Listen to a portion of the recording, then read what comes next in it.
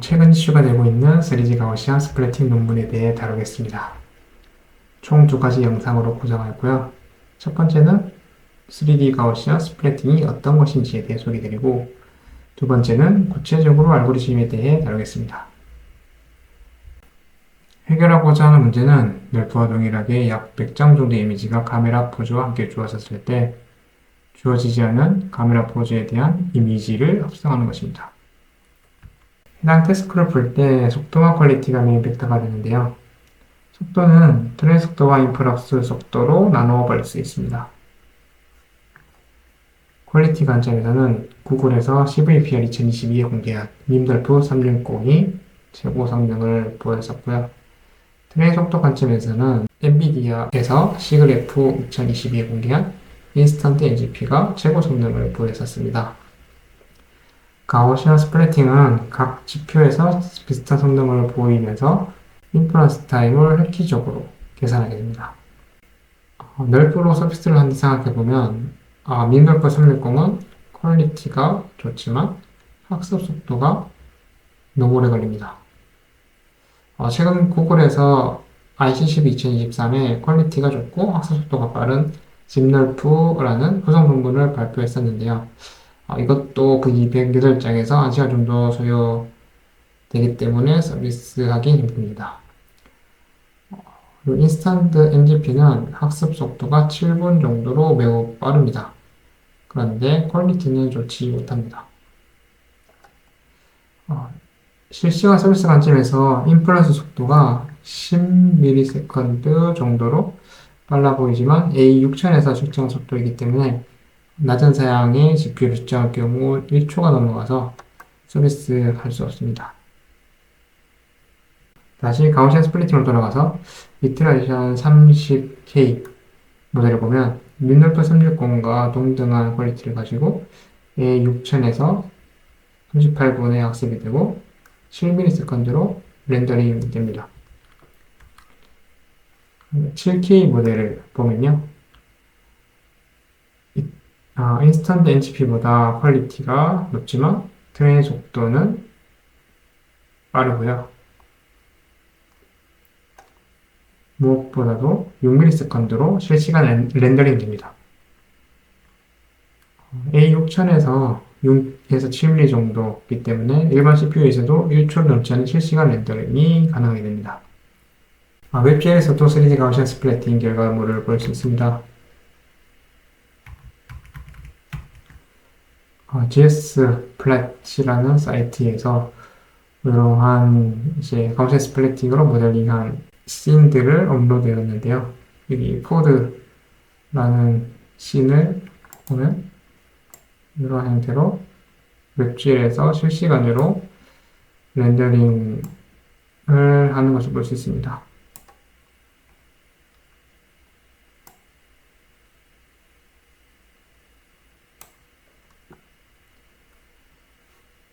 그리고 아까 설명드렸던 윈돌프 360과 인스턴트 NGP와의 퀄리티 쪽을 보겠습니다.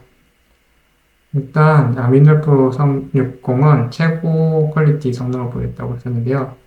흡사기 부분에서 가우시안 스플래팅이 더 좋은 성능을 보이는 것을 볼 수 있고요. 그리고 이 자전거 스포커 부분에서 가늘고 기다란 사물을 더 잘 렌더링하는 것을 볼 수 있습니다. 그리고 속도가 빠르지만 성능은 좋지 않은 이제 인스턴트 NGP와 비교했을 때 확연히 퀄리티가 차이가 나게 됩니다. 그리고 이거는 이제 또 트레인 속도가 빠르고 인퍼런스가 빠른 다른 2022년에 쓰여진 플래너셀이라는 모델인데요. 네, 확실히 퀄리티가 낮은 것을 볼 수 있습니다. 그리고 그라운드 스루스와 정답과 얼마나 퀄리티 차이가 났는지를 보여주는 씬이고 비슷한 것을 볼 수 있습니다. 다음으로 논문 제목으로 어떤 개념인지를 설명해 보려고 합니다. 일단 3D 가우시안에 대해서인데요. 일반적으로 저희가 아는 가우시안 분포는 1D 가우시안으로 평균과 분산으로 이런 형태의 곡선을 그리고 있습니다. 확률 밀도 함수는 이 수식에 의해서 정의가 되고요. 그리고 2D 가우시안부터는 멀티베리에이트 가우시안으로 해서 요 수식이 됩니다. K에 차원값을 넣어서 어떤 수식이 제기되고, 그리고 이제 2차원일 경우에 2를 넣고, 이 3D 3차원일 경우에는 3을 넣게 해서 수식이 정의됩니다. 여기서는 분산 값이었지만 여기서부터는 2개 차원 이상이 쓰이기 때문에 공분산이 쓰이게 됩니다. 그리고 이제 2D 가우시안은 이러한 형태로 나타나고요. 3D 가우시안은 이러한 타원 형태가 됩니다. 이게 제대로 딱 맞는 이미지를 못 찾아서 그런데요. 실제적으로 이 타원은 이러한 형태를 띠고 있어요. 평균값이 밀도가 높고요. 점점 평균에서 멀어질수록 이제 밀도가 낮은 이런 형태를 보이고 있고요. 중심점은 평균값, 그리고 가우시안의 크기는 이제 코베니언스 값으로 정의가 되게 됩니다. 이제 이 타원들이 어떻게 쓰이냐면요. 타원들이 스플래팅 됩니다. 스플래팅이라는 단어는 물을 머금은 점성을 가진 것이 어떤 곳에 부딪히면서 흩뿌려진다라는 의미를 갖고 있어요. 3D 타원들이 한 개의 씬이 흩뿌려지게 된다고 생각하면 되겠습니다. 이 개념에 대해서 조금 더 코드 실행 결과로 보여드리려고 하는데요. 제가 이제 아이폰으로 1280x 720 해상도로 30프레임을 11초 촬영을 해서 330개 이미지를 학습 데이터로 썼습니다. 요거를 학습시키면 이제 오른쪽과 같이 씬이 만들어지게 되는데요.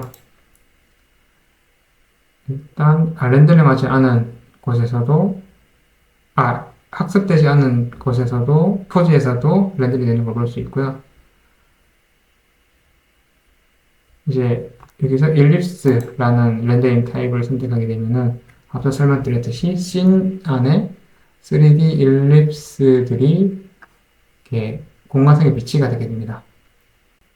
이 일립스들의 스케일을 코베리언스의 스케일을 줄이게 되면은 이렇게 포인트 클라우드가 됩니다.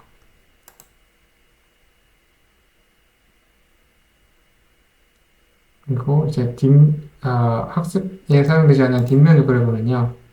이런 가우시안 타원들이 길쭉하게 실바누처럼 표현되는 것을 볼 수 있습니다. 다음은 레디언스 필드에 대해 설명하고자 합니다.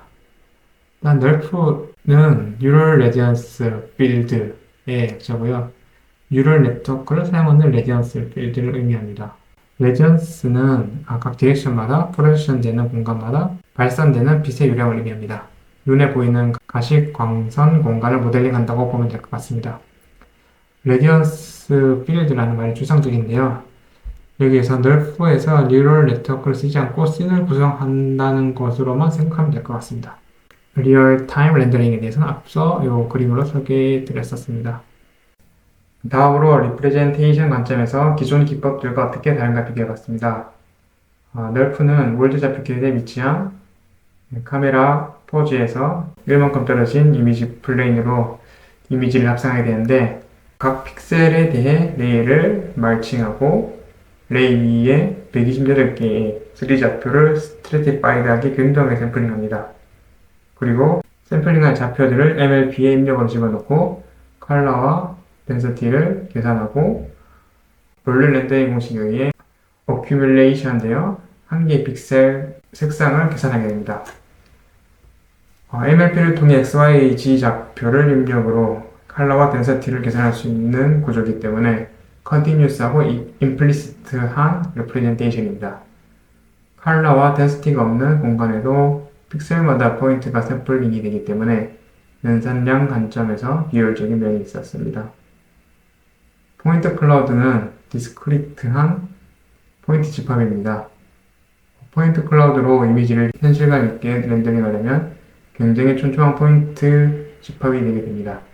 이해하기 쉽게 도화지에 점으로만 그림을 그린다고 생각하면 될 것 같습니다.